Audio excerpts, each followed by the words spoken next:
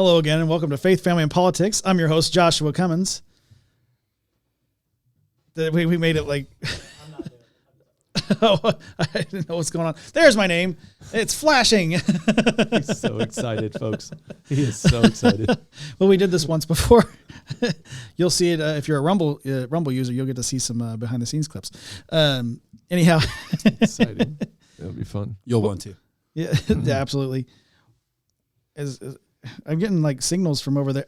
What's going on, Austin? Are you trying to mess me up here? So tonight is a special night.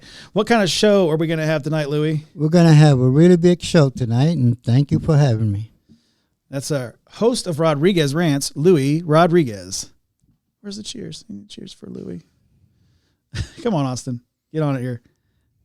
Seems like the more people we put in the studio. Yeah. More people, more problems, right? Mo people, mo problems. Yeah, more people, more problems. But the reason I said is it's a special night tonight, guys, because I'm talking way too fast. I'm going to slow it down. A little bit of caffeine in my system. The reason it's a special night tonight is because we have all of Revolver Broadcasting in one room. So that being said, across from Louis, we've got the legend himself. Not legendary. Okay, the myth. The man? Those. The host of The Laughing Libertarian, Alan McFarland. Hey, everybody. Thanks for having me on. Thanks for being here. Seriously, thanks for being here. I'm leaving. And then next to him, we got a guy that you're going to get real familiar with real quick because he has his own podcast, a new podcast coming out here very soon. You might have seen the previous show that he had before, Danny Tippett. Yeah. Hello. Thank you for having me. It's called It Makes Sense. We've recorded 100 podcast episodes already, and we've got the first one coming out on Sunday. They'll believe that, you know that. Yeah. The first 20. Seems like a Netflix drop. Bam. Binge. Work through it. Yep. Binge worthy. Hashtag. Oh my goodness. I'll get my composure here in a second. That's supposed to be the job of the host to keep his composure. Anyhow, you got a message for us tonight, Danny? I got a teaching. How about that? Okay. I got a teaching. Yeah. There'll right. be one verse we'll use. We'll talk about that at the end. It's pretty simple. But okay. We're going to discuss the Kalam Cosmological argument. Check out that graphic. There we go. Right. That's pretty. I like it. Would you mind leading us in prayer? Yeah, let's do it. Yeah. Lord, we just thank you for this night and this opportunity, and barring all the technical issues and things like that, Father, we're here and we're doing this, and you've given us this space and this time and opportunity to do this. And thank you for having all the guys here, even the folks behind the camera that are helping us out and keeping us straight. And Father, I just ask that you'll bless the talk, the discussion, the conversation, and that it's worthy and praiseworthy to you and glorifying you, God. Just thank you for this time. And Lord, anything that's said here that I say that is not of you, from you, God, I pray that the folks watching this will test this and they'll test it to your word, your scripture. In Jesus' name, amen. Amen. Amen. I heard you mention the people behind the camera. I'm just going to run through some names real quick because let everybody know that because all Revolver Broadcasting is in one room, we've got the perfect producer, Sterling Metcalf Allen. Yell for us, Sterling, so they can hear you on the audio. All right, cool. That one was real down in the diaphragm. I can feel that one. And his cousin and our good friend of the show, and he's also been working on our website, young Mr. Cameron Reed. You can shout.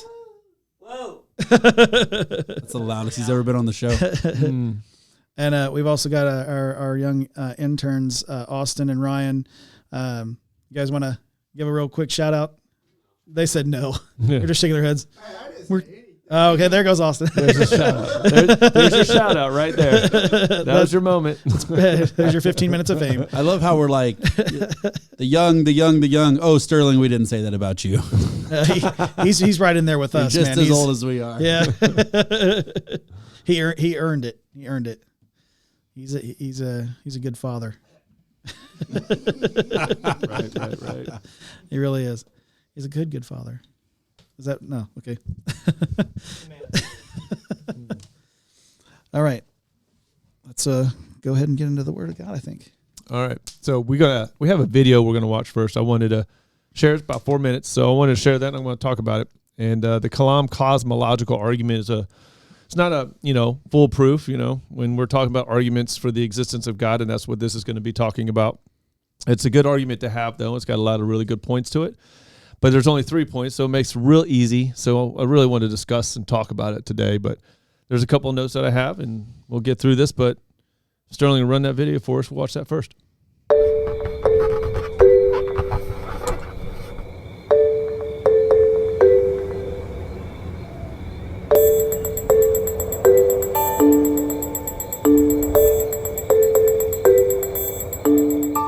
Does God exist?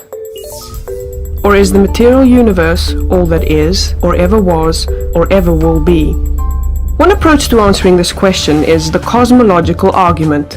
It goes like this. Whatever begins to exist has a cause. The universe began to exist. Therefore, the universe has a cause. Is the first premise true? Let's consider. Believing that something can pop into existence without a cause is more of a stretch than believing in magic. At least with magic, you've got a hat and a magician. And if something can come into being from nothing, then why don't we see this happening all the time? No, everyday experience and scientific evidence confirm our first premise. If something begins to exist, it must have a cause. But what about our second premise?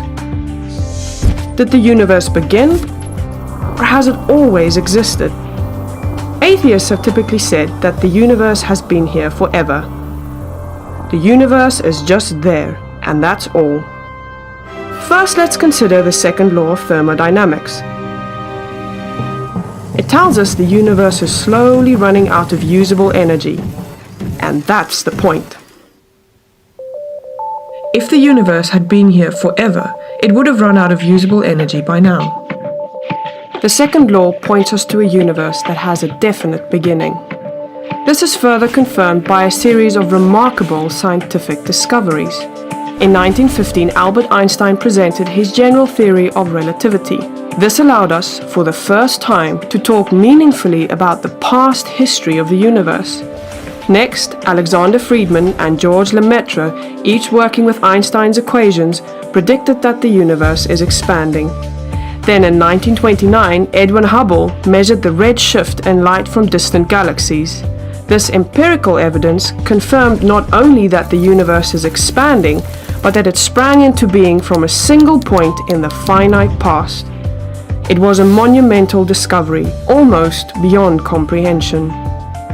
However, not everyone is fond of a finite universe, so it wasn't long before alternative models popped into existence. But one by one, these models failed to stand the test of time. More recently, 3 leading cosmologists, Arvind Borde, Alan Guth, and Alexander Vilenkin, prove that any universe which has on average been expanding throughout its history cannot be eternal in the past, but must have an absolute beginning. This even applies to the multiverse, if there is such a thing. This means that scientists can no longer hide behind a past eternal universe. There is no escape. They have to face the problem of a cosmic beginning. Any adequate model must have a beginning, just like the standard model. It's quite plausible then that both premises of the argument are true. This means that the conclusion is also true. The universe has a cause. And since the universe can't cause itself, its cause must be beyond the space-time universe. It must be spaceless, timeless, immaterial, uncaused, and unimaginably powerful, much like God. The cosmological argument shows that, in fact, it is quite reasonable to believe that God does exist.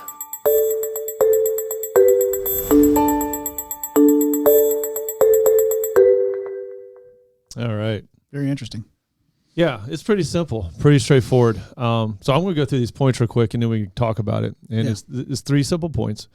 And it's based off this, using this argument is using an argument with somebody else that says, God doesn't exist, right? So secularists, humanists, naturalists, these are folks that don't believe that God exists. They believe that science is all knowledge. That's where we can get all of our knowledge from, is through science. and that this is all we have, the universe, and it's just us. There's nothing supernatural. There's no transcendent anything, okay? It's just what we see. It's like what my dad would say, I'm from Missouri, the show me state. What I see in front of me is what there is, okay? Science is going to tell us everything we need to know, and if it hasn't told us yet, if we don't know yet, eventually it will tell us, all right? Yeah. Now, that's what you'll use this argument for. Again, I don't say that this argument 100% just downright says God exists, because people will always try to pick it apart. I'm not going to say it's going to convince somebody, but arguments aren't made to be just said in isolation. When you're talking with somebody about the existence of God, you want to talk about a lot of different arguments, because it's about adding to the evidence, right? It's like an accident you see, or a detective is looking at a car accident, right? You want to get all the witnesses that saw as many as possible. You don't want them to have conversations with each other. You want to try to get a fuller picture, because the more separated they are from each other, the more truthful their eyewitness account's going to be. Yeah. And so you take all that evidence, and you put it together, and you have a better picture, and you can get a better assessment of what actually happened, right? So that's sort of why you would bring this argument in. And it's one that's very popular. It's one, again, it's very easy to use. And I want to start with the first point, because the first point, there's a key word in here that some people will want to argue with, right? The first point is whatever begins to exist has a cause. The key word there is begins. Whatever starts coming, that comes into existence, right? Because they'll say, well, whatever exists has a cause.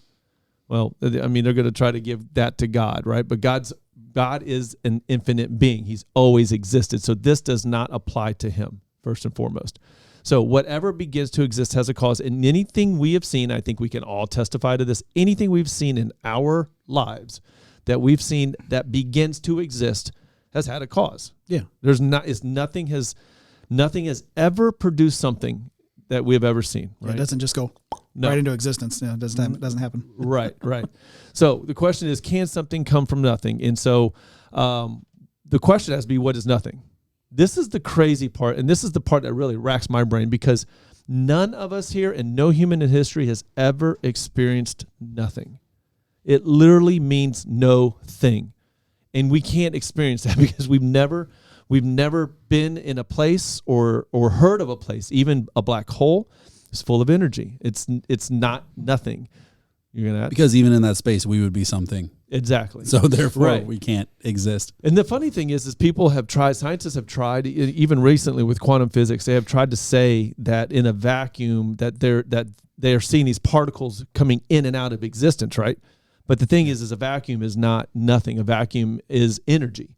And energy is something. And it's even been tried to be explained that nothing, and what actually is meant by that is that nothing is, this is weird, and I was looking it up, and I can't remember who said it, but it was a couple of popular scientists. I think Richard Dawkins was one of them, or Stephen Hawking was one of them, that nothing, maybe it was both of them, nothing is actually something, but they're calling it nothing, which is ironic, right? I mean, it's sort of an oxymoron, I think. It's like, but it is something. Like if you're giving it some kind of physicalness of any sort, it's something. So we can't say that. And that, I think, is hard for a lot of people, especially scientists, that don't want to believe in this idea that nothing is what we had first. They want to say, like Carl Sagan, I have this quote. This is from the beginning of the show Cosmos. I know, has anybody here seen the Neil what's his name? Neil deGrasse Tyson. Thank you, Neil deGrasse Tyson.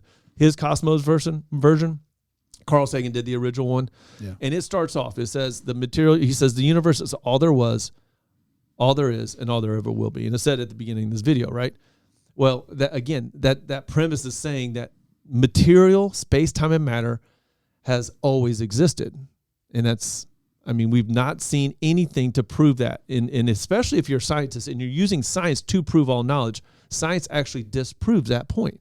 We know that science says that anything that comes into existence has to have a cause. Well, if these space, time, and matter has always existed, how did it ever get started to turn into something? Okay, I use this example. You have a line of chairs, and you have a line. Let's say we have a line of Allens sitting in chairs. It's just a line that goes on for infinity to infinity. Okay, like this line, it's a lot of Allens.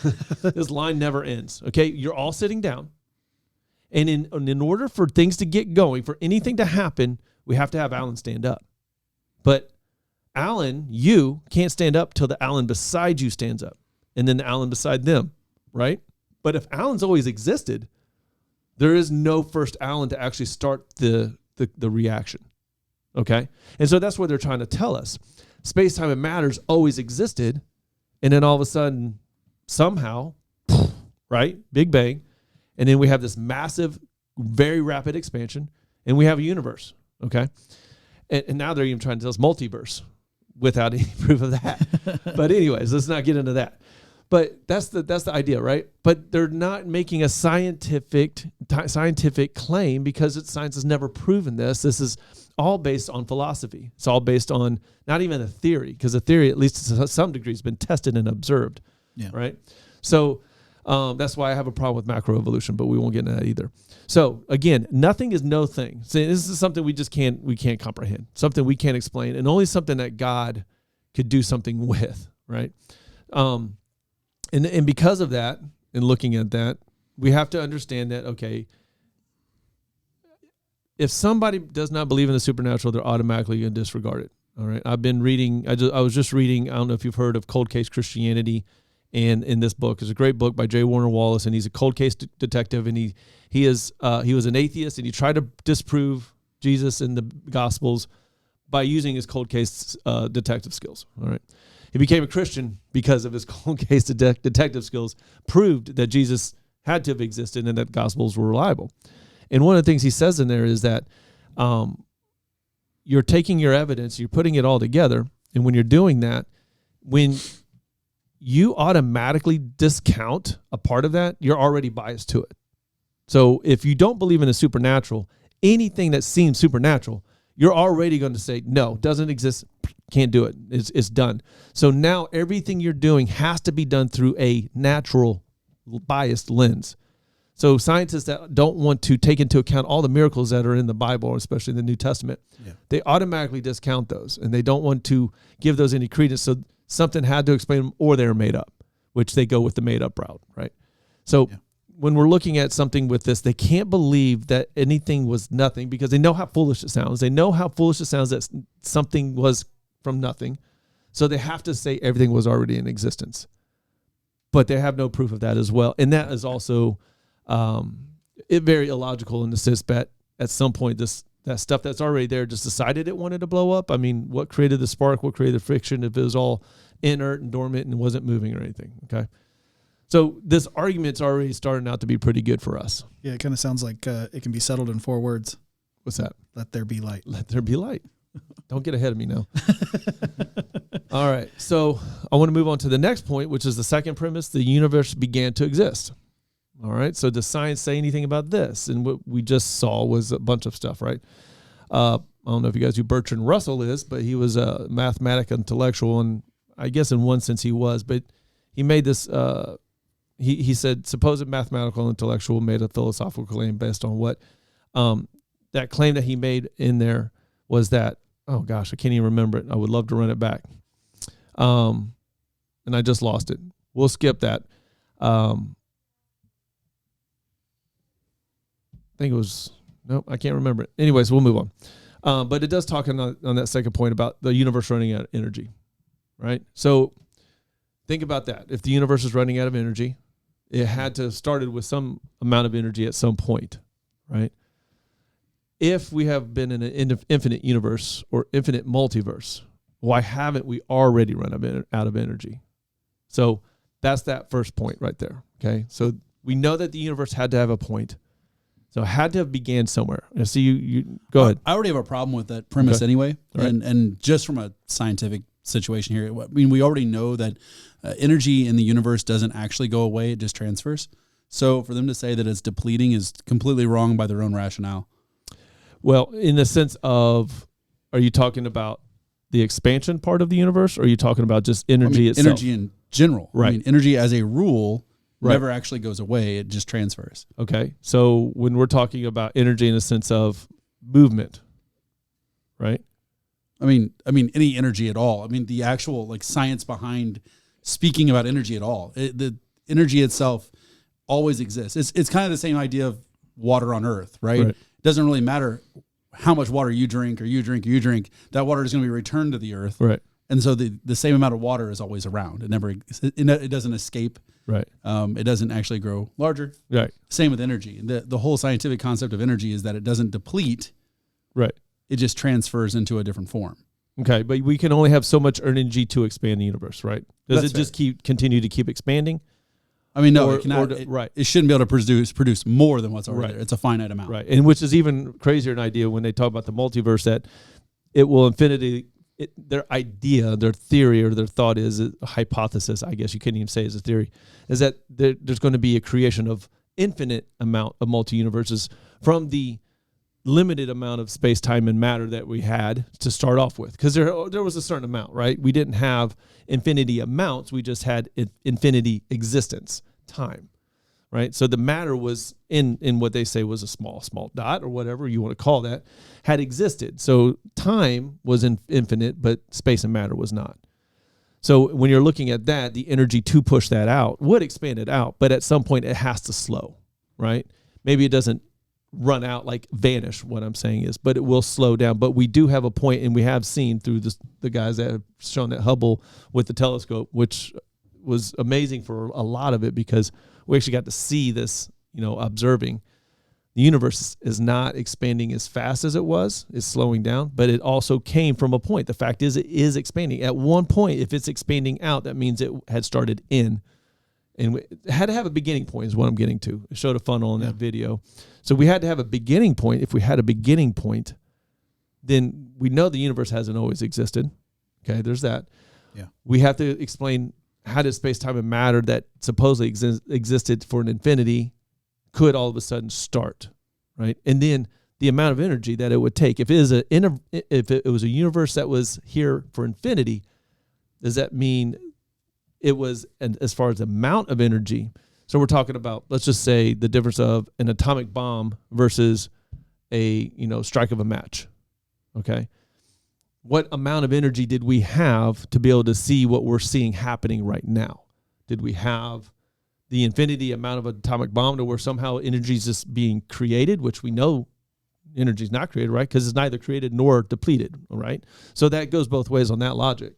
So the energy had to be created from something, and we had to have enough energy to create to where we got now to continue the expansion of the universe, but we do know it's slowing. But the whole point of that is to know it began. So anything that comes in, that begins to come into existence, right, has a cause. The universe began to come into existence is the second premise, which means the universe, and that's the last part, had a cause. So the two premises, would we all agree here? And anybody out there watching, I would love for you to make the jumbled, sense out of the jumbled mess I just spoke, actually. And I thank you for clarifying that on the energy part as well. But if those first two premises we can say to be true, then that would make the conclusion true, would it not? Now, you're the resident agnostic here. I mean, there's the problem with this debate, this argument, this statement, this conversation, is that both factions have faith, right? It's faith. Yeah, no, absolutely. They have faith in science, and Christians have faith in God, right? Or just believers have faith in God. Yeah. The problem is science is finite in their argument because they have to stay inside these certain rules. Right. Whereas people who believe in God get to just go, it's God. It's God. Mm-hmm. It's God. So it has always been an unfair debate, because literally anytime someone tries to break it down and go, here is the formula, here's how this works, the other person can just go, I don't know what it is, I don't care what it is, it's God.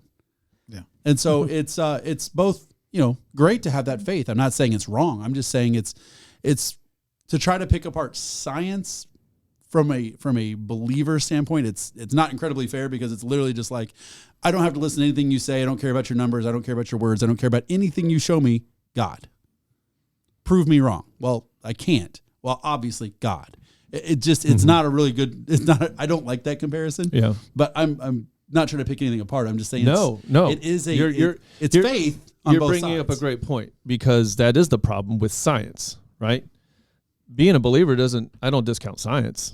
Right. I love science as a believer because this is the point of what I'm making. Number one, I already said at the beginning, the argument can't stand alone because what you're trying to do is you're just as much as a person who believes in God can say, well, God, right? Which is unfortunate. I can't stand when a Christian says, well, just God. No, there are some things that science has proven that we have to take into account. Scientifically, we see that. There's a lot of things that we take as fact, though, with science. That's not actually fact. It's still like a theory. Let's talk about evolution, not microevolution. We see that. That has been proven. Right. Macroevolution, on the other hand, is not. We have no missing link. We have no transitional fossils, right? We can still talk about... And they still haven't found Sasquatch. Nope, still haven't found Sasquatch. I don't know if he's transitional, but I think he could exist. He can be a he or she, whatever he chooses in this. Right. They can choose what they want. Right. He can transition, she can transition as Sasquatch. That's right. There's a few things I want to say. Yeah. So what you're trying to say is that sooner or later energy will finish. No. Let's put it down like a baby. Right. A baby's born by energy, right? Yeah. And it grows, it builds up energy. Mm-hmm. And then as it gets older, it starts losing energy. And then finally that energy disappears. Could that be what you're trying to bring up in science? It's like what Alan says, it transfers, right? Now you're talking about life and death, right? So you transfer from you to making another baby. And we're not talking about like spiritual energy either, too, right? So it's like physically. So injury. Think of it this way: you're born, right? So that's energy transferring from your mother or whatever, transferring to you, right? That's energy being given. When you die, you become a part of the earth, which then feeds everything else, transferring your energy to make more energy. Yeah, and you're left as carbon. Yeah, you ate the deer, now the deer eats you. Yeah. So in a physical sense, in a physical sense, could God be an energy? God is a spirit. That's what the Bible tells us. God is definitely a spirit. God creates energy. God is the creator of energy. From a Christian standpoint, from a biblical standpoint, right? God is the creator of all. God is the one who made something out of nothing. God's not in, and he's not in space matter. And that was the end of this thing, is to understand, like, a watch cannot produce itself. A watch is not going to make another watch. All right. A watchmaker has to make a watch. And that watchmaker is outside of the boundaries of that watch. But a robot can make another robot. Only before the person who made that robot to make that robot. But then they kill that person and they just replicate. Now there's no history and there's only faith that the human ever existed. Yeah, you and that chat AI stuff, man. You can stay away from that. He's been hanging out with ChatGPT. 700 generations of robots later, they're like, were there people? I don't know. Some robots believe there were. Some robots only know of robots who create robots. It's just philosophical. Just got to believe in God. He was there first at the very beginning. Robot God. Well, the science part of it is something I think is in more support, though, because the scientist has to have the faith that science is going to eventually reveal how nothing can exist. Right. So or even what nothing is, right? And I think that that's the bigger problem. However, we can't do this because if you're going to make that leap towards supernatural in an argument with a naturalist, they're not going to just solely believe the supernatural exists just because you made this argument. But there's plenty other arguments that you can make for supernatural. So you can't. This is why I made that sort of that stipulation, that disclaimer at the beginning. Don't just say, okay, I'm going to make this argument to this person who doesn't believe in miracles or the supernatural, and we'll prove to them science is great, but science is a product of God who created everything out of nothing because he is outside of space, matter, and time, because he created space, matter, and time. But it's not going to probably be that sole point that you can just say that. Some people might just be like, well, yeah, that makes absolute sense. The questions I would like to get to after that, if I get to a person that says, okay, well, maybe I'll entertain the idea of an intelligent designer, maybe not Christian God, right? My next questions would be, why? Why would he design anything, right? Who is it and why would he do it? Those would be my next two questions. And that's a conversation for a whole nother day, right? But it should draw us to more questions. Okay. And if you can get somebody to start to go, okay, maybe I will concede that there had to be a beginning. I will concede that it takes a lot more faith for me to believe that I have to believe that this stuff existed for all time somehow when science tells me that that's not possible. Okay. I will have to give into that. I got you. But that doesn't mean that I'm going to say God was the one that created it. I'm not going to say that, which if we're talking about the entire universe, they had to be very powerful. Like the video says, they had to be very powerful. There had to be a lot of intentionality behind it. They had to be very intelligent, pretty much all knowing, right? Omniscient, omnipotent. Those are two characteristics. I wouldn't say omnipresent, but potentially you could throw that in there somehow, right? But these are all descriptions of God that we've been told that the Bible tells us. Yeah. So, and the Bible is not a scientific book. It by no means is that. That's not what it's there for. It's relaying a story of redemption to those who will believe in it. Okay. And God sharing who he is and why he does what, but he's not giving us scientific, theories and things like that. It's not what it's there for. Well, you talked about the watchmaker, but like in my mind, when we started talking about this and the argument itself, I imagined a small child with a bucket of Legos. Because I don't know if everybody at this table ever had, but their kids are very purposeful when they get a hold of, even if they're just left to their own devices. I know I was when I was a Lego fanatic as a kid, and you give me a bucket of Lego, man, I would come up with all kinds of ideas, and I would have purposes for every little brick piece that I had, and I would figure it out, and then I'd go to show my parents and be like, look what I built, and they'd say, oh, what's the purpose for that? And there would be a purpose for every little thing that I built. Even the little hinges or anything like that, I had made sure that I had a purpose for every little thing. It's just like, I relate that to, obviously God's way bigger than just some small child, but it's just that idea of you exist outside of those Lego bricks. Yeah. They weren't going to put themselves together. No. It's like, again, how does a watch get put together? How do you put a computer together? The randomness of evolution in the Big Bang Theory is amazing. When you even get into the second law of thermodynamics and you're trying to, one of the things I know somebody had pointed out, I thought this was brilliant, okay, is if everything, the Big Bang was thought to have started in this explosion and everything just sort of whipped out of this circular, right, out. But the crazy thing about it is if that were the case, if everything started in this circular pattern and just spun out, well, how is it that we have several planets spinning the opposite direction of other planets? And then we have other planets orbiting the opposite direction around the sun as other planets.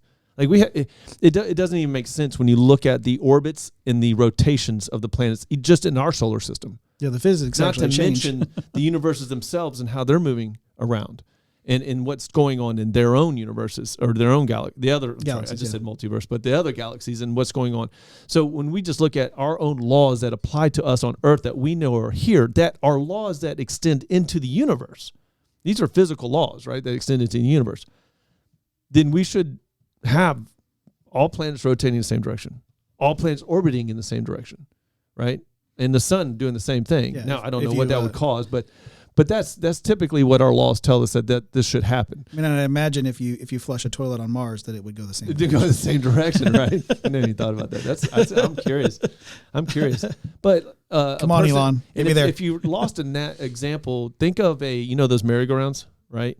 Yeah. And then when you're a kid and you're holding on and you want the biggest, baddest dude to come over and start pushing that thing. And you're like, no, don't push it. Like run with it, right? And you start off and you're having fun. You're like, yay.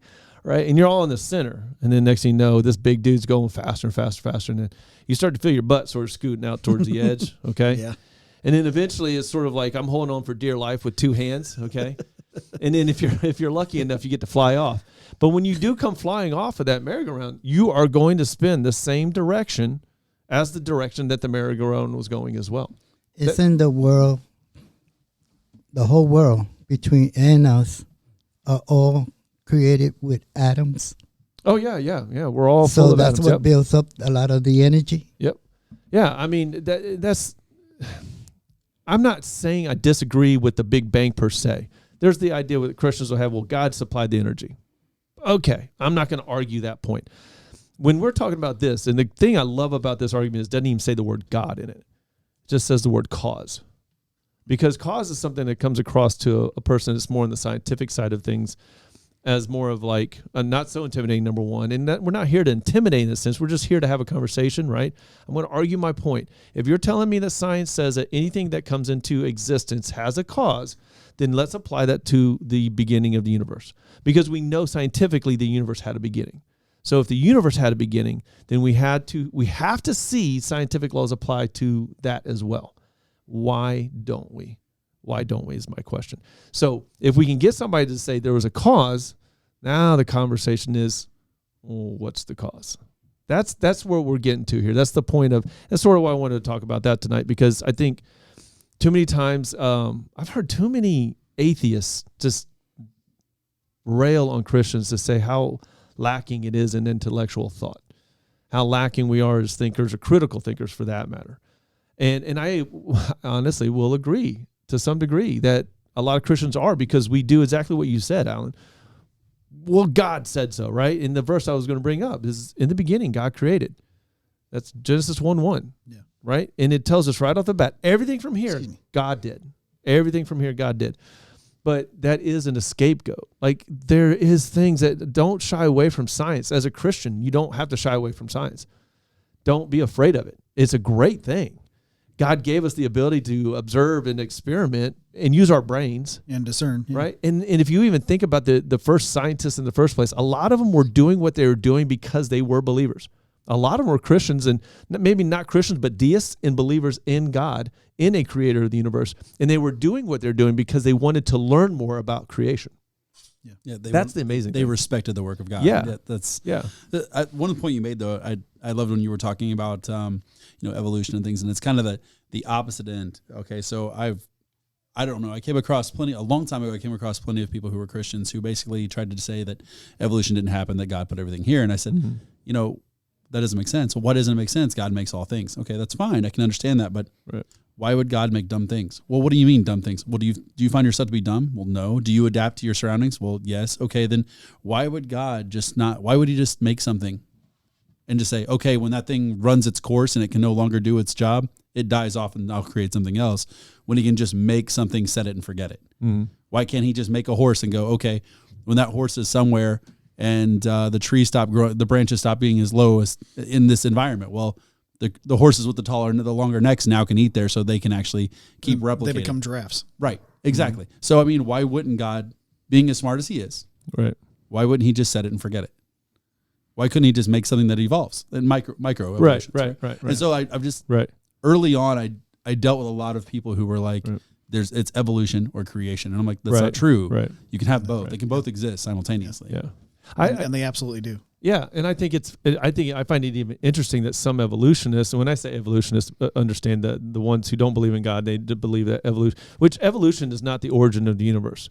That's the evolving of a species, right? Right. And it's if you want to talk about evolution, we want to specify macroevolutions. They're talking about seeing one species jump and turn into a complete other species, right? Yeah. We're not talking about changes within a species, and I find it interesting, like I forget, just the birds at the Galapagos Islands. Like, evolutionists have used that to be their example because their beaks have changed over time, right? But that's the same species. The bird's the same. That's fine. They adapted to their surroundings, and they also adapted to not having any natural predators or something like that. Yes, exactly. So the reason a lot of Christians believe in God is because when Jesus came down here, he told us to believe in him. And is that true or not? Well, if you believe his scripture, you believe that, first of all, the reason why we believe in God is because we know who we are.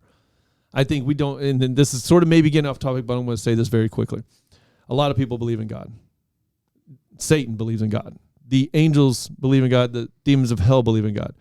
It's not until we understand who we are in light of who God is, right? Until we understand that we're sinful, we're depraved, we need a savior.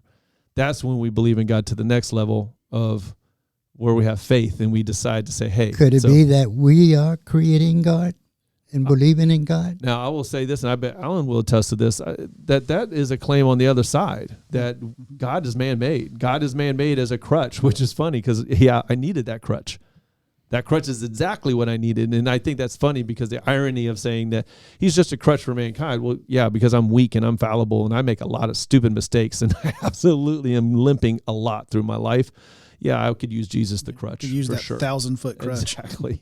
But I get what they're saying. That what they're saying is because we're scared or we're fearful or we're afraid of knowledge or we're afraid of expansion. We're afraid of growing. We're afraid of progress.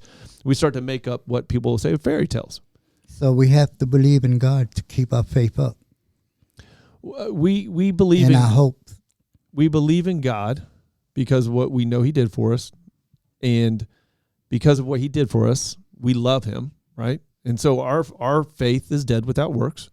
That works as part of that is following Him. We want to fulfill His law in our hearts because we know that law in our hearts being the good thing that leads us into righteousness and holiness, because He's holy, we're holy. I've seen ourselves. It's sometimes hard as humans to see when we're redeemed by God to continue to see ourselves as redeemed. We sometimes see ourselves as that sinful person still, and that's hard for us to grow. It's called sanctification. Sanctification is that lifelong process of growing to become more like Christ, right? Yeah. When we're trying to become more like Christ, sometimes we're trying to do that, still looking in our past, going, "Well, I'm still that guy." I can tell you that from experience. I've had to tell him, I had to yell at myself. Out loud one time. I was so mad at myself. I was like, I'm not that person anymore. Stop saying or thinking or seeing yourself as the person who did all those things. God saved you. He's forgiven you. Move on and move in Him and live for Him and serve Him. And I'm grateful for that. I will never not be grateful for that. But I get what you're saying, and it is one of those things that the other side, those who aren't believers, they look at it as a weakness, and they look at it as ignorance in a lot of ways too. Oh, yeah. You had something? Well, I didn't know if you wanted to move forward, so I was going to throw some out there, but I know time is what it is.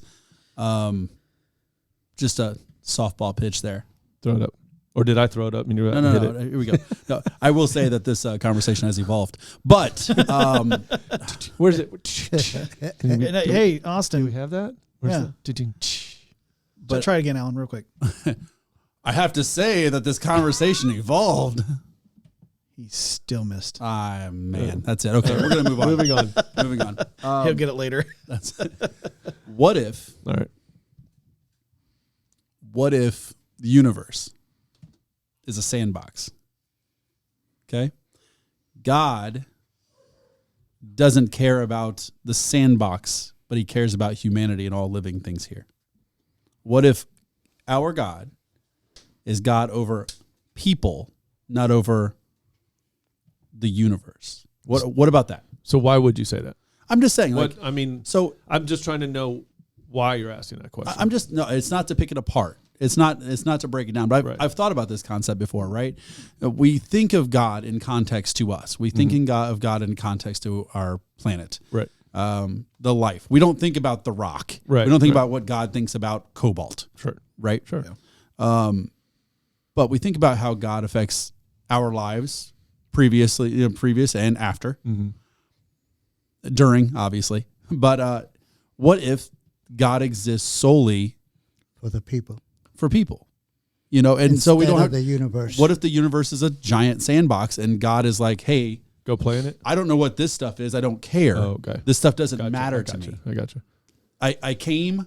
Right. I don't care. This is my focus, and this is all I care about. And this is my total existence is right here. The people. Yeah. Yes. I totally agree with that. I think the sandbox though is for us to play in. So I think He created all of this for us because He loves us this much. So why are we created? Because He's a relational being. Now that will go down into the Trinity doctrine. You have to talk about that. And there's a lot of great stuff on that. But believing He's a triune God, they were in relationship, right? One God, three persons. And in those three persons, they were in relationship. They didn't need us. They wanted us.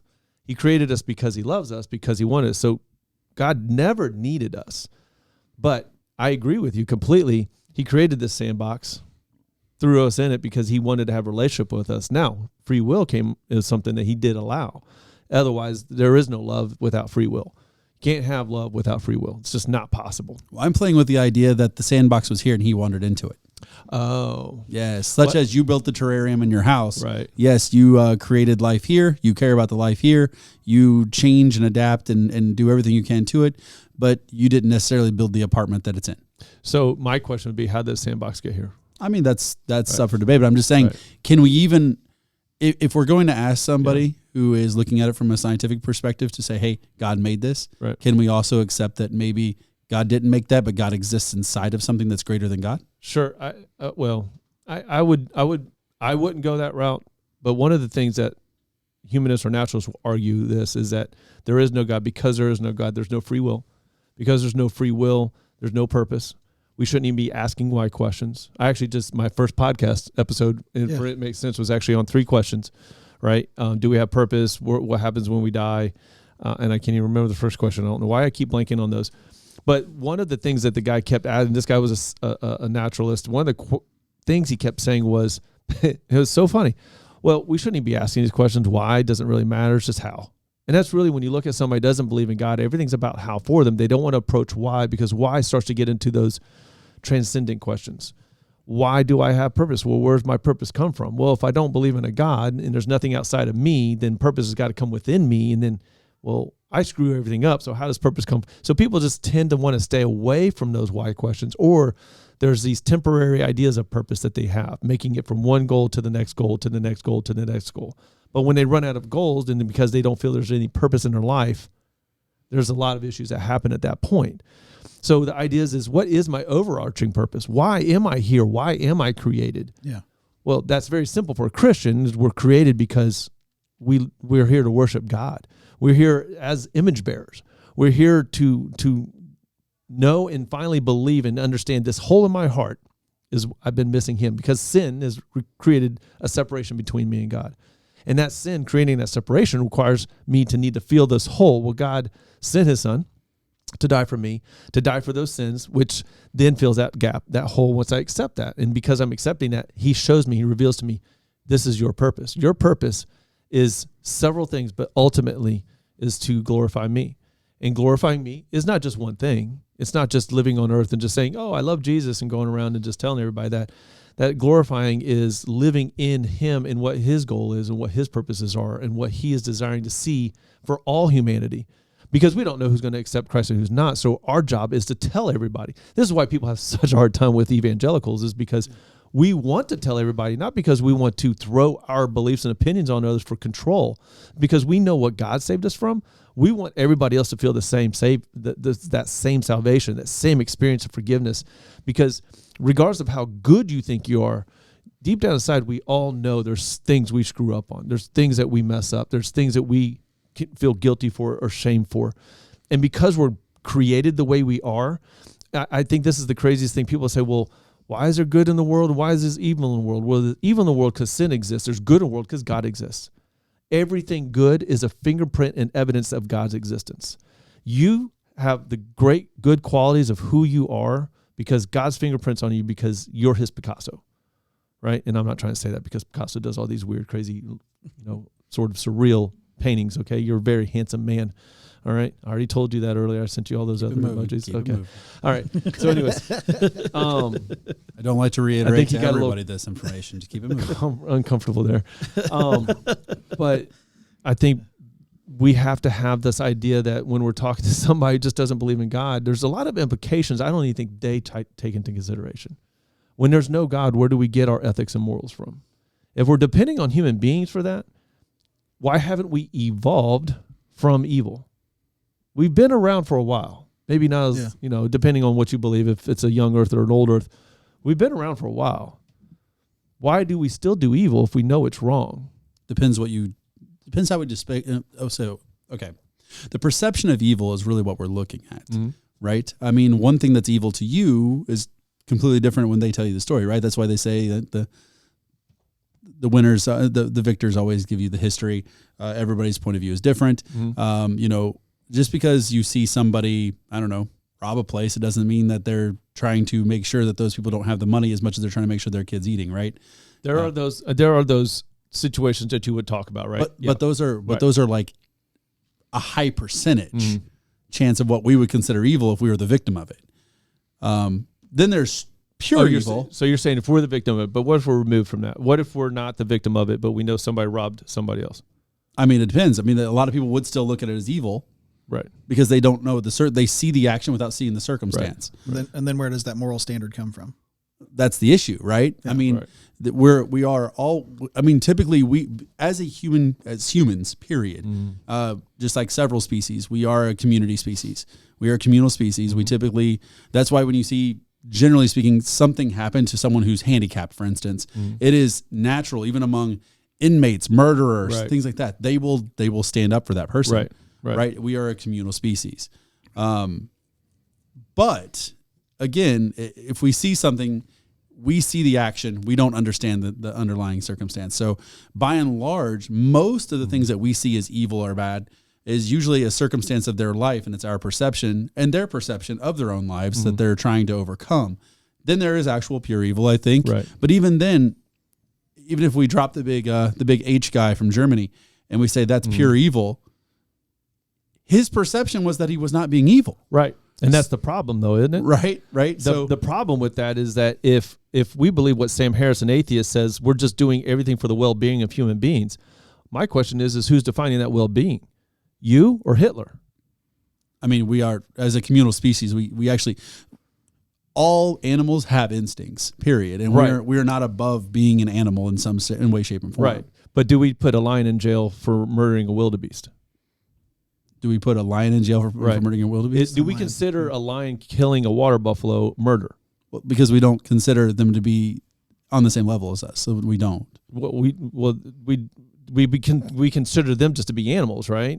Yes. I mean, that would be the next question. How are we distinct? Are we distinct from any other species? Because if there is no God, why are we distinct? Why do we think the way we do?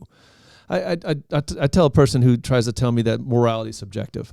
I'll say, well, okay, if morality is subjective, I'm going to go to your house tonight. You leave your front door open. I'm going to walk in. I'm going to steal every flat screen TV in your house. I'm going to leave it. Would that man be I'm going to take it out. What's that? Would he be evil if he's stealing because he's starving? No. Well, you're getting to his point about starving and everything. That is a conversation to be had, right? If they're breaking the law, that's the law of that land. But when we're talking about stealing on the sense of trying to feed our children, that can be a debatable point. But we're talking about objective moral failures, right? We're talking about ones that aren't subjective. We're talking about objective ones. Now, there's a consequence to everybody stealing anything at any time, depending on the country you're in. And it doesn't matter the reason. And that's why we have levels of punishment, okay? But when we're talking about the rape of children, when we're talking about human trafficking, right? Now, we know that there's societies out there that were okay with murdering their kids. So here's the question. If everything's subjective, if people the Aztecs let's just use the Canaanites. The Canaanites sacrificed their kids to their gods, Molech, okay? Yeah. All right. Would everybody here at this table agree that that's evil? I think it's kind of bad. Okay. Would you? I mean, as a general rule, but you're applying today's social norms to another society, so that changes everything. Am I applying today's, or would somebody 20 years ago or 20 years from now also believe the same thing? That would still land inside of today's. That's today's culture being applied. Then let's talk about centuries ago. We see that in politics all the time. Right. That's why I'm bringing it up. No, I agree with you, but here's the thing. I think across all time, we reject those types of societies. They thought it was okay. That's my point. They thought it was okay. But the surrounding societies of the time. If everything was subjective, would we even have the words right and wrong in our vocabulary? Would those have even been created at any point? If we take away morality, are we nothing more than robots that are doing exactly what we should be doing just to survive to the next day? Do we even hope to live to the next day, or are we just living? Do animals hope to live to the next day, or are they just surviving as the inborn instincts that they have? Surviving. We don't operate like that. Does art help us survive? Is being gay good for the survival of our species?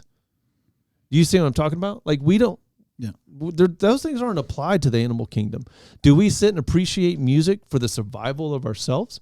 Maybe mentally, but as far as physical survival, that does nothing for us. Art, music, those types of appreciations, other kinds of appreciations that we have, those aren't applied to the animal kingdom. They don't do those things. But you're also applying that the wealth of a people that isn't consistent along all cultures across the entire the entire different world. Appreciations in different cultures or anything. But again, going back to the fact that if we believe in subjective morality, we have no place to tell any civilization of any time that what they did was wrong. But I'm saying your comparison falls through when you look at like a really poor country where people are technically surviving every single day and they will kill to get anything they need to survive. Right. Situation. Okay. That's, again, a situational thing. But when we're talking about objective morality, okay, all right, there is a baseline of objective morality. And we can only get that through a moral lawgiver. Otherwise, it falls on the fact that we're a communal species and that killing off our own kind isn't okay, but that's fine. But if there's no objective morality, because it can't be both ways. It can't be subjective and objective, right? I mean, you're right to that extent. So it has to be one or the other. But you're saying that is passed down from something greater than us, not us as a species just saying this is not okay because of the fact that it doesn't further our species. What I'm saying is from the beginning of time, we wouldn't even have these things. There would be no need for morality if God didn't exist. Of necessity of people. I mean, unless you're just saying people don't exist without God, but the necessity of other people's skills and things that they can provide have done that. That's the reason why, for instance, we have dogs, right? There was necessity. It wasn't just because a dog said, I don't want to eat that person. Right. That day. No, I agree. So people are the same way. I mean, this person provides a skill or an ability or the ability to procreate. Right. Therefore, we need to actually bond with those people. We need to protect those people, and we need to actually build from that. So, which is evidence of God. Again, you're going back to everything is God. That's evidence of God. That's what I'm saying, though. But that's what I'm saying is a person who claims subjective morality does not live that life. Nobody does. That's not necessarily true. I mean, nobody lives. So anybody who lives in life has morals, right? They're objective to them, maybe. Yes. Maybe not. Okay. We'll say that. We'll Canaanites thought it was objective morality for them to kill their babies, right? If they believe so, yes. Okay. If they believe so, right? There's morals they throw atomic bomb here, and then we become animals to survive. Right. So, Well, I would even believe if there was a nuclear war, we would all still have these morals. Because again, I believe God exists, so we would still have these morals. Not everybody would have those morals. No, you're right. Not everybody does. You're absolutely right. There are psychos out there. There are people out there that kill people. No, I completely agree with you. Or people that actually break and become psychos because of their situation. Situational psychos. That's fair. Yeah. Well, my point here is, and I think what your misunderstanding with me is that objective morality prevents us from having lived this chaotic world that we don't live in.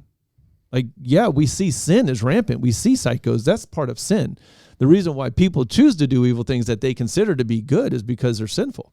We live in a broken world. We live in a sinful world, and that sin has tainted what was perfect when God created. And going back to God in the sandbox, I don't believe in the sandbox idea because everything he created was good. Because he said everything he created was good, even man, before he sinned. And he even still believes in that because he sent us Jesus. And if he didn't believe man was still good, then he wouldn't have sent Jesus. Now, we're still sinful natured after the fall, but that's why we have people in civilizations that do these wrong things. And that's exactly why we can't depend on them for our morals. We can't depend on ourselves for those morals. Because if we do have those societies that decide, you know what, maybe it's okay that we kill 62 million babies before they even come out of the womb. And I think in the interest of time, I think we're over into the politics portion. I think is that far maybe that was a jump right there. Good job. So we got some videos. We rolled this very good conversation, by the way, guys. I love that back and forth. We could keep this all night. That was very bumpy. That was good, man. Yeah. So that's why I just kind of let it play out. I wanted to be more of an observer with this because this was a very good conversation. I think it's a conversation that needs to be had. See how civil this was? You can do this. It can be done. It can be done. I mean, I love this guy. I really do. Yeah. So. Alan and I are going to have more future conversations. I can't wait. But yeah, I think Sterling, we're probably we've got in that full first hour. I think. Yeah. We're right there. Yeah. So you're talking about people doing things wrong, and I equate that to being Democrat. So. Hey, we agree. It's an objective truth, right? It's an objective truth. We agree. So our first story tonight comes from the Daily Caller, and the White House issues Women's Award to biological man on International Women's Day. Oh my gosh! Now the title alone from this article breaks my brain. Now, just 2 years ago. Would anybody in the room have thought that they would read this headline? This just proves the patriarchy exists. All the best women are men. Men are kicking tail right now. Yeah, take that, ladies. We do everything better, apparently. Wow. I know I said that, but I'm being proven right. This is going to be clipped out of context by somebody, and they're going to edit it together and... Yeah. It's satire. It's satire, y'all. Babylon B. Go ahead. Sorry. Anyhow, the White House issued an award to Alba Rueda, a biological man, on International Women's Day during the 2023 International Woman of Courage Awards. Rueda is Argentina's special envoy for sexual orientation and gender identity in the Ministry of Foreign Affairs. My goodness, that's a mouthful. I think there's more, isn't there? Isn't there more? I can't goad Alan into anything tonight. So Rueda is responsible for the country's adoption of the Transgender Labor Quota Act, which reserved 1% of public sector jobs in Argentina for transgender people, according to the State Department press release.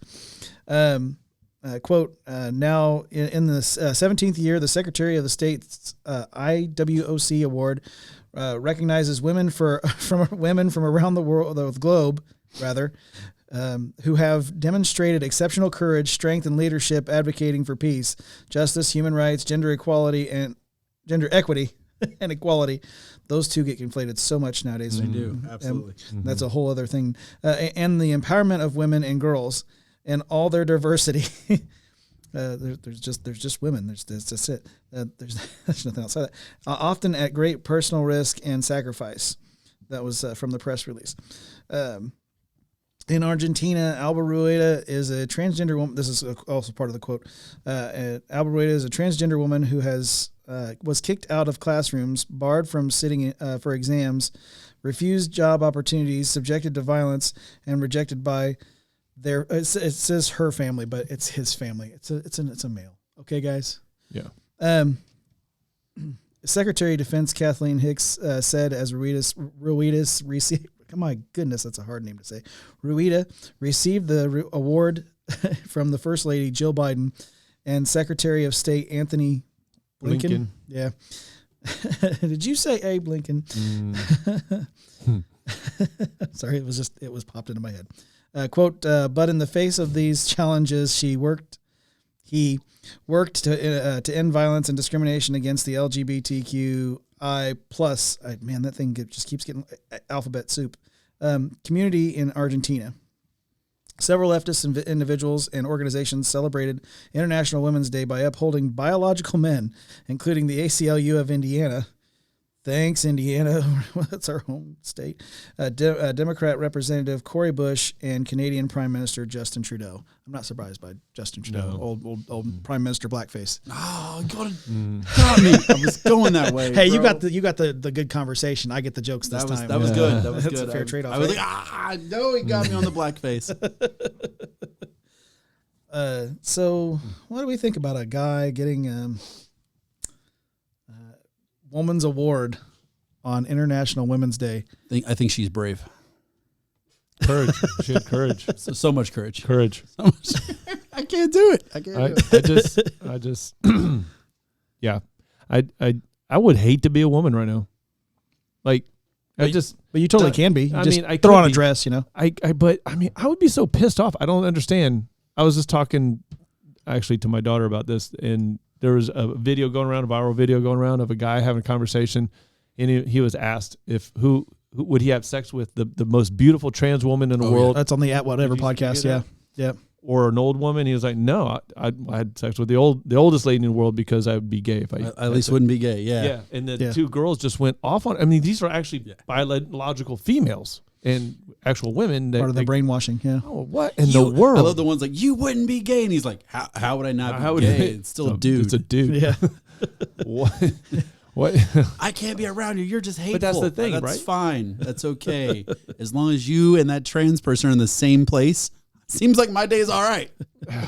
They snagged a hold of logic, looked at it for a second, and then just tossed it behind them.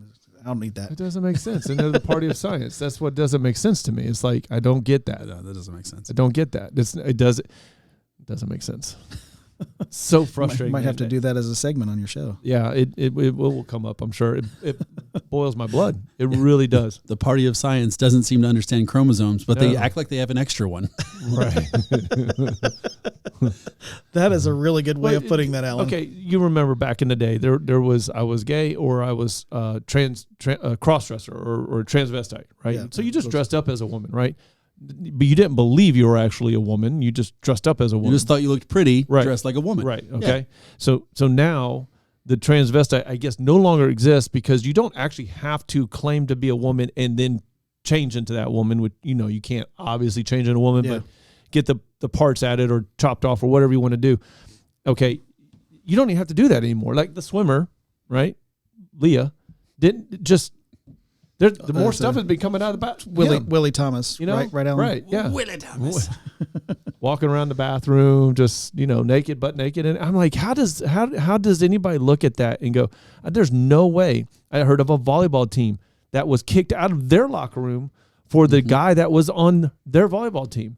We were uncomfortable. Well, too bad. You're going to have to go dress somewhere else. He gets the whole locker room, the whole girls' locker room to himself. I'm like, oh my gosh. How you like that internationally? They as of this week can compete in powerlifting. Oh, well, that's how Zuby got his thing going, right? This is Zuby claimed to be a girl and went in and broke the British record for what is it called? Deadlift. Walked out and said he was a man. I mean, that's how you. Well, right now they're still fighting. They're still fighting to play in women's sports. Yeah. They're trying to overturn the judges in Washington, D.C. Yeah. And right now, Washington said, I forgot the state that they wanted to play in soccer and sports. It's not going to happen in Florida, I tell you that. Yeah. And they said that they're going to let them play for now while Washington decides what they're going to do about that. Yeah. Well, once all the records are unattainable by actual biological women, they'll get rid of them. They don't give up. They keep insisting. It's insane. It's crazy. What I watched, there's something on track. I was watching something that had to do with track, and they were like showing how a guy who transitioned in a mile, 4 laps, right? And these people are running these laps in slightly over a minute or right at a minute on average. Yeah. One by a minute. one by a whole minute. Wow. So, they had the 2 high school sprinters. Yep, the high school sprinters. Yeah, 2 guys. Oh, they finished first and second. Oh, go figure. Yeah, by a mile too. My word. Oh, it's just they finished by a mile in the 100-meter. Right. That's what was so impressive. That's so impressive. 4 laps versus a quarter of a lap. They did it. And then, and this here, Louis, it's the White House, man. That's our president's home, right? Right. And they're issuing this to a guy on International Women's Day. That's a whole new holiday that I didn't know actually existed until this year. That's all it is. They're looking for votes. A woman's award given by a woman to a man. Yeah. Allegedly. I don't know. No, I actually did. I had to. It must make the woman. Did y'all hear about well, y'all didn't y'all talk about the guy brings woman which guy that was in the pageant? Yeah, Did that win in the pageant? Yeah, I saw that. And the guy I can't remember what pageant it was, but yes, it was a dude. Somebody on Daily Wire was like, he wouldn't have won if, even if it was okay, he still shouldn't have won. He was not a good looking man. It's not even remotely passable. It's just crazy. I mean, and maybe I'm a lot more sensitive to that because I have a daughter who competes in sports, and I go, I was looking at the prospect of her having to be in a co-ed league. Oh yeah. And I'm going, as a parent, I didn't care about my daughter competing against boys. Right. As a coach, I was like, well, I don't want these boys just running these girls off the court. And, whoever has their boys in longer wins the game. Right. So, maybe I'm a little more. My daughter plays volleyball, and she's played against a boy, 2 teams already that have a boy on the team. All right. Luckily for her, they weren't that good. Okay. There was a girl that had facial fractures from a boy that spiked a ball into her face in a game because he hit it so hard. Like, they're just not used to that. Like, if you get somebody out there, I'm not saying all, there are some girls out there. He's not saying all of one and all of another and like that, but right. you have a lot of gray in there where there's a huge difference. But there are some sports and some things where you can't, like MMA. That one MMA fighter out there destroying girls. Yeah. I mean, we're built different. Just a broken orbital bone. Come on. It's not that big of a deal. There used to be an entire show about getting putting people in jail for that. Those cops. I'm just thinking, what does a show like Battle of the Sexes look like now? Right. You're like, This is completely different type of show. It's not men versus women. We're just trying to guess what you guys are. Yeah. They both have dresses on. I don't know. I see commercials. There was one commercial with something that was titled Her, and I'm like, well, what is her? Like, what? I don't understand how you guys keep saying this, because I don't think that you know how to define it. So why would you even... If anybody could be anything, why do we even have definitions? Yeah, I think Matt Walsh did a fantastic job on that. What is a woman? That was documentary, and so well put together. It's almost too bad that he couldn't extend that into a part 2, because with Hershey doing their Hershey bar, my gosh, which was also represented by a transgender. Right? Exactly. It doesn't make any sense. Chocolate bar celebrating, Women's Month, presented on a commercial by a transgendered man. Yeah. It's something else. Louis is speechless. He's like, nope. Can't do this world anymore. This world is really changing. I don't care how it came about, but I can't do this world anymore. Tippett. Hey, man. I have to have a conversation with God on that one. He's letting it happen for some reason. Certainly destructive. Speaking of things that are destructive, our second article of the night comes from Washington Examiner. The Atlanta police charged 23 people following attack on police and fire training center. At least 23 people have been charged in connection to the violent protest at the construction site of the planned Atlanta Police and Fire Training Center in Georgia. Police officials announced on Monday. The suspects were charged with at least one count of domestic terrorism after throwing Molotov cocktails, bricks, and fireworks at the law enforcement officers. Protesters also set fires at the facility, police said. 35 people were arrested after the incident on Sunday, but it's not clear whether all 35 will be charged. Quote, this was not a protest, but the Atlanta Police Department officials said at a press conference Sunday night, quote, this wasn't about a public training center. This was about anarchy. The arrests, that was end quote. The arrests occurred at the South River Forest, also known as the Wallonie Forest, where some of the protesters who opposed the new training facility had gathered peacefully.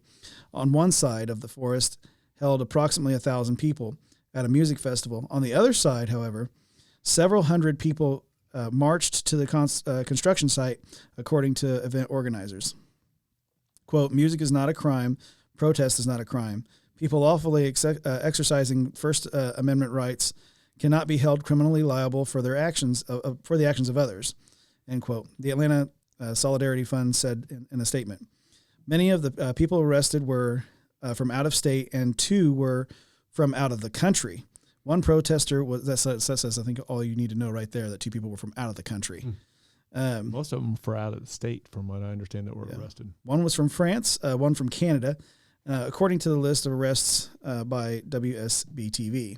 Representative Marjorie Taylor Greene is planning to introduce legislation that seeks to designate Antifa as a domestic terrorist organization, calling the protesters at Sunday's riot Antifa. But it's not clear what evidence Greene has that ties the organization to the recent protests. I just love the English language, by the way.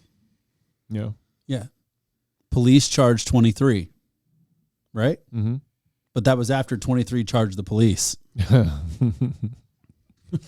Yeah. I love the English language and how we can flip that around. Yeah. Sorry, bad joke. It was just hilarious in my head. How's that for objective truth? I follow a lot of Instagram accounts that are like that, honestly. I'm not proud of it, but I do. But yeah, these people, I mean, did they have their permit?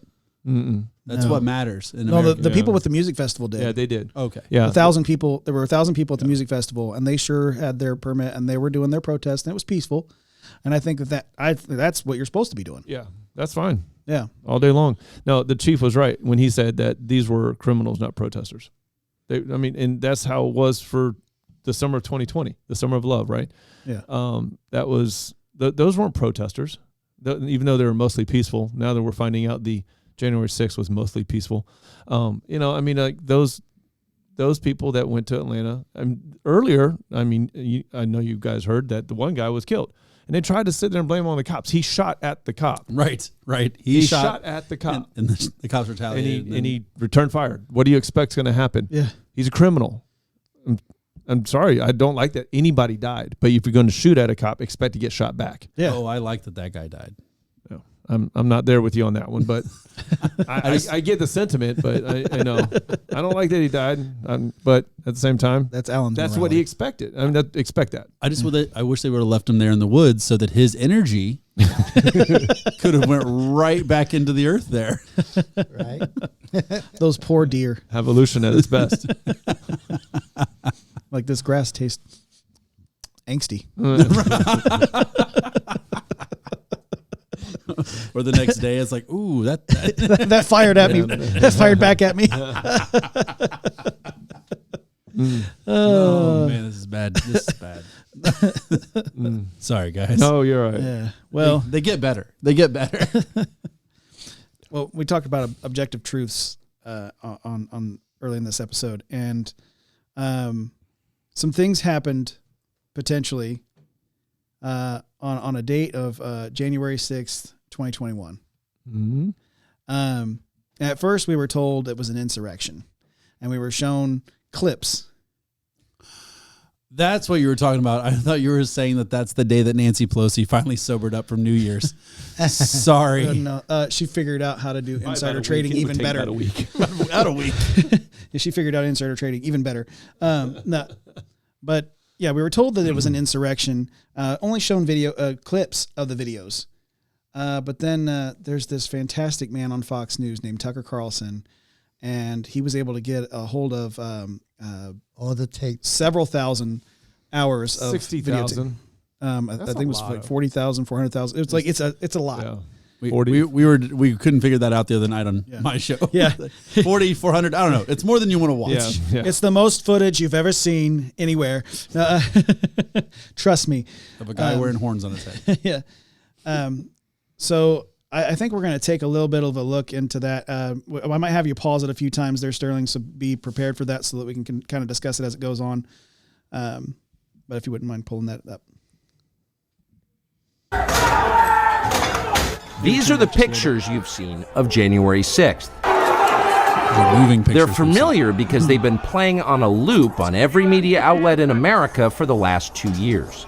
There's a reason for that. But it turns out there's quite a bit of video you haven't seen. And that video tells a very different story about what happened on January 6th. More than 40,000 hours of surveillance footage from in and around the Capitol have been withheld from the public. And once you see the video, you'll understand why. Taken as a whole, the video record does not support the claim that January 6th was an insurrection. In fact, it demolishes that claim. Kind of looks like a walkthrough. And that's exactly why the Democratic Party and its allies in the media prevented you from seeing it. By controlling the images you were allowed to view from January 6th, they controlled how the public understood that day. They could lie about what happened, and you would never know the difference. Those lies had a purpose. They created a pretext for a federal crackdown on opponents of the Uniparty in Washington. Our office wanted to ensure that there was shock and awe, that we could charge as many people as possible.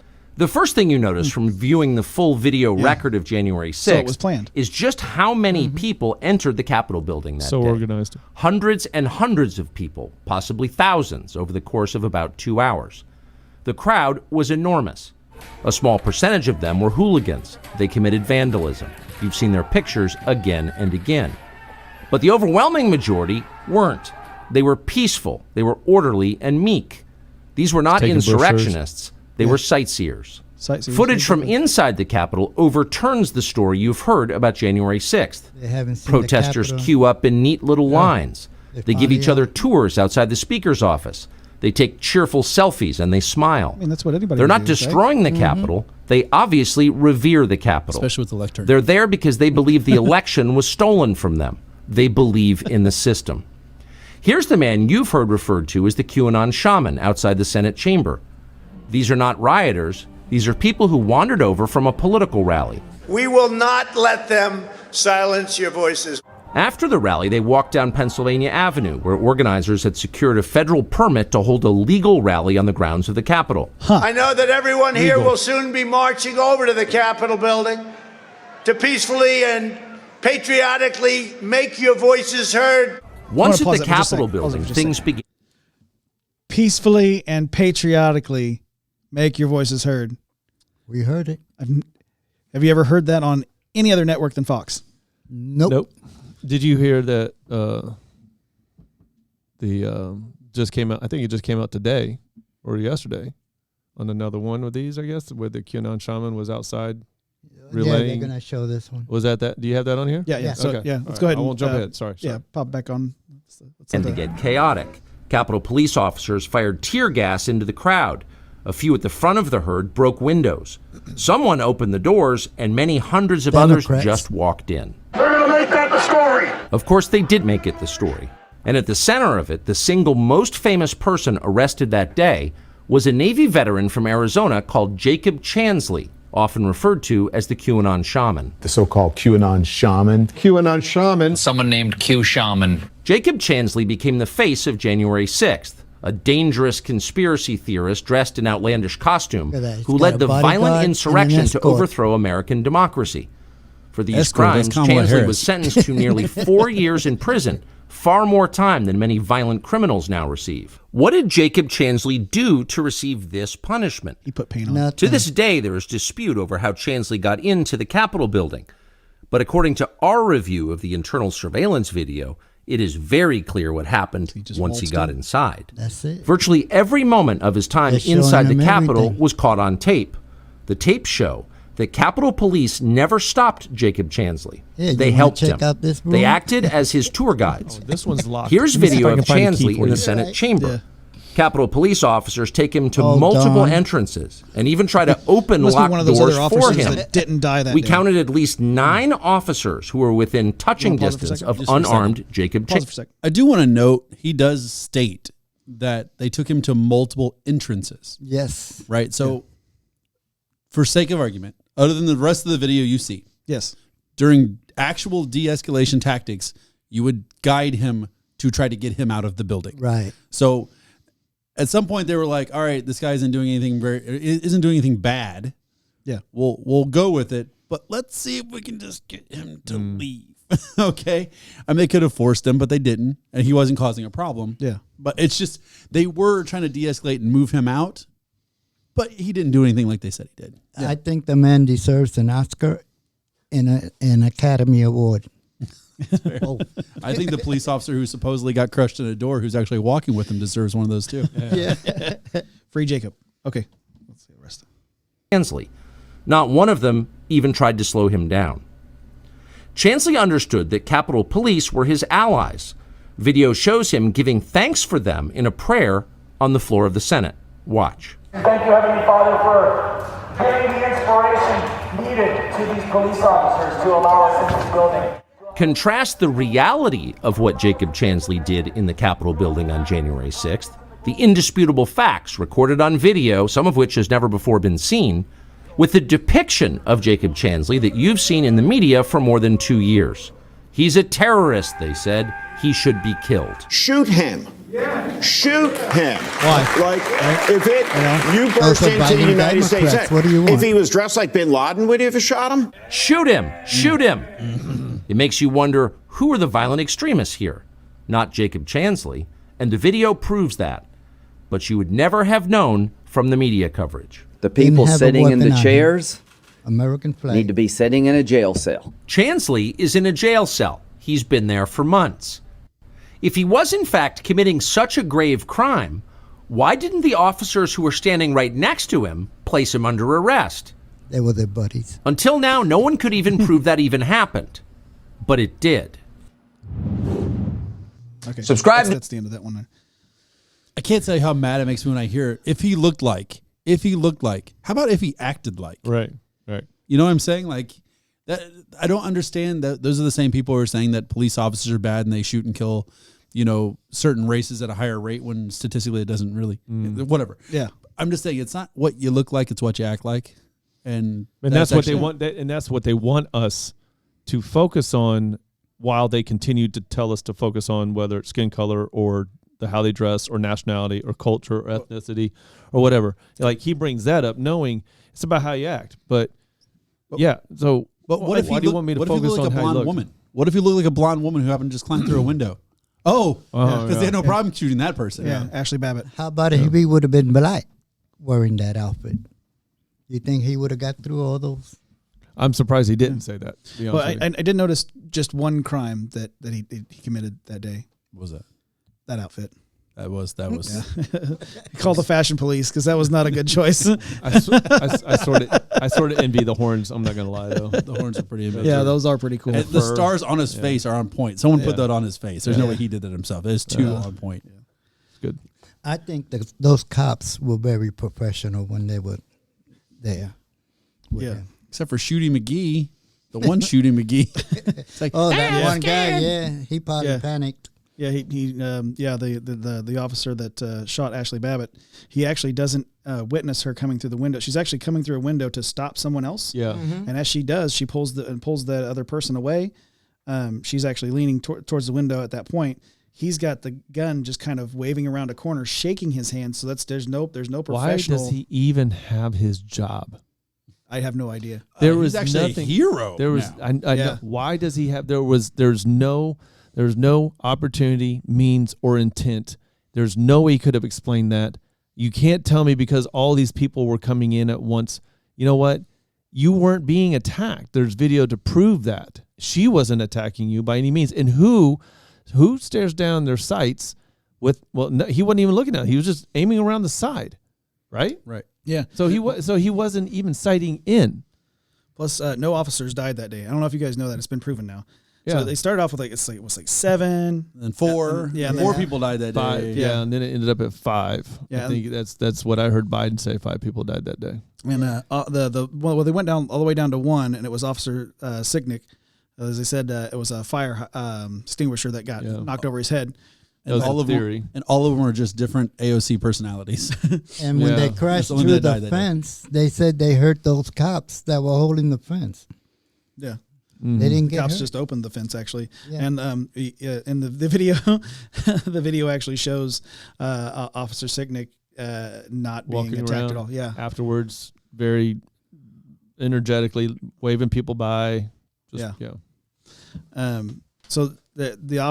all this video is contrary to the things that we've been told by Miss Cheney and Adam Shifty Schiff and that entire committee and all this. I mean, even Lindsey Graham, whom I used to have some kind of faith in, just turncoated real quick as soon as they could, and it really revealed who the establishment really was. Yeah. And not only that, but we're coming to find out now through some more of this footage that the feds they were involved and they were pushing people to go in. Yeah. And then the other video, are you showing the other video of the officer who was ticked off because they were told to go to a certain area? They were told to go to an area where nothing was happening.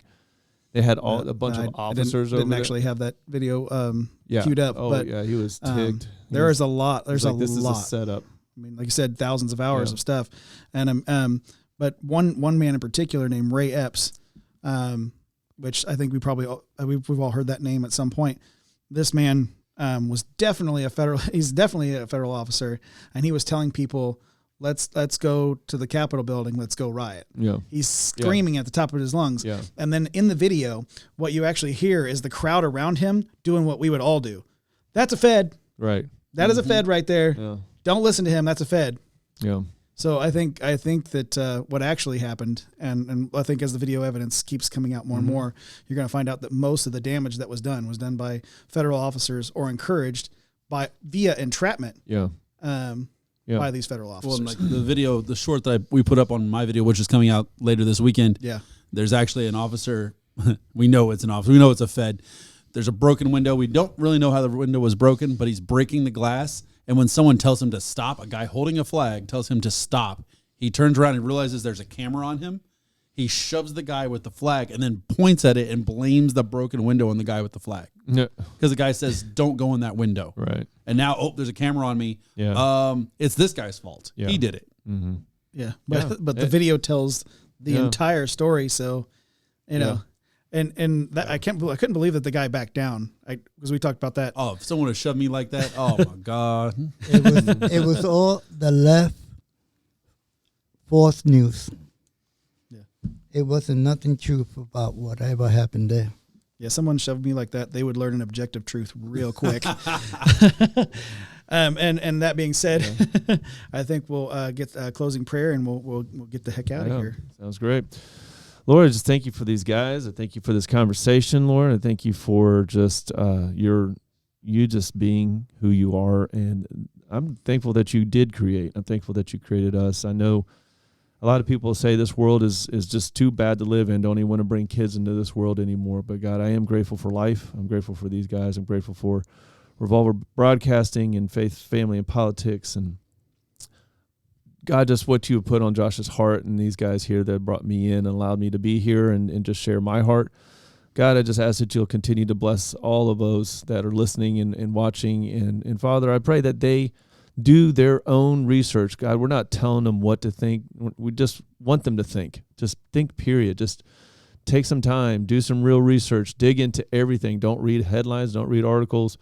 And God, for me, I just pray that if they're out there, any Christians out there, please just be praying and ask God to guide them, the Holy Spirit to guide them, get into Scripture and just know what the truth is. And so that when those lies start coming at them, they can discern real easily what the truth is.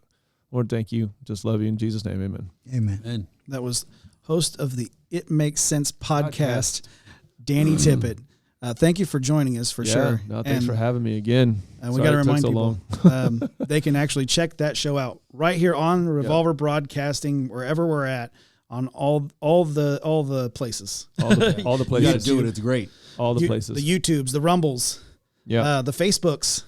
All of it. I'm adding S because I want to. Do it. Do it. And anywhere you download your audio podcasts. Yes. We're excited. Yes, sir. Hopefully it makes sense.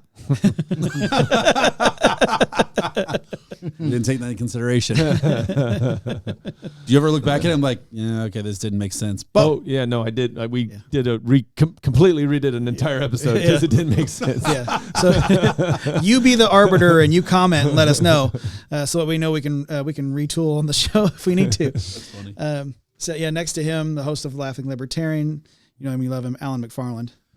Thanks for having me. I'm going to say thank you for being here. Let him finish. Yeah, thank you for being here. Oh, thank you for having me. It's wonderful. We had quite a late start, didn't we, Alan? A little bit. Yeah. New episode this weekend, guys. Yeah. So make sure you're going and checking that out. So we got a lot of good stuff coming out here very, very soon. And also coming out with 2 new episodes here very, very soon. This coming week, the host of Rodriguez Rants, Louis Rodriguez. Thank you for having me. Thank you for being here. It was a good show. It was a big show. Thank you. What kind of a show was it, Louis? It was a great show. And I've been your host, Joshua Cummins, reminding you that in the morning, I'm making waffles. Nice. See you next week. Bye.